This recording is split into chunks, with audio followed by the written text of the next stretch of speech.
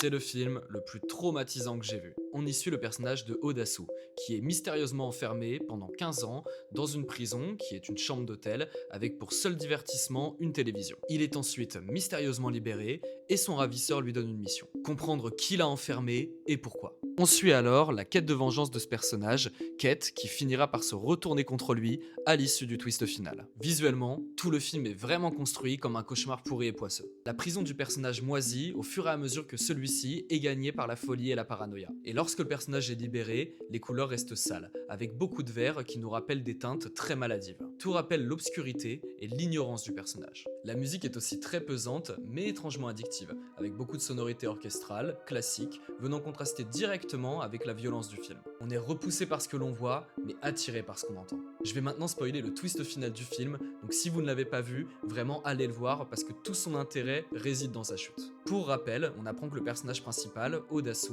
a été emprisonné car lorsqu'il était jeune, il a surpris son futur bourreau en pleine relation sexuelle avec sa sœur. Et juste avant de changer d'établissement, il fait ses révélations à son meilleur ami qui propage la rumeur, ce qui entraîne de l'harcèlement et le suicide de la sœur. L'antagoniste du film orchestre donc une vengeance. Il enferme donc le personnage d'Odasu pendant une quinzaine d'années, puis, lorsqu'il le libère, fait en sorte qu'il rencontre sa fille sans le savoir. Et cette rencontre, elle va découler sur une relation amoureuse et sur des rapports sexuels. Et ce point culminant de la vengeance, il rappelle fortement le mythe d'Oedipe. D'abord, le nom du personnage principal en est une référence directe, avec le nom Odasu qui rappelle le nom d'Oedipe. Ensuite, dans Oedipe, le héros cherche une vérité qui finit par le détruire. Et dans Oldboy, Odasu croit chercher son ennemi et finit finalement par enquêter sur sa propre malédiction. Puis il y a évidemment l'inceste, dont les deux personnages n'ont pas conscience, ce qui rend la malédiction encore plus malsaine. Et enfin, et c'est sûrement l'élément qui m'a le plus marqué, c'est l'automutilation, avec Oedipe qui se crève les yeux car il ne peut pas voir la vérité en face, et le personnage d'Odasu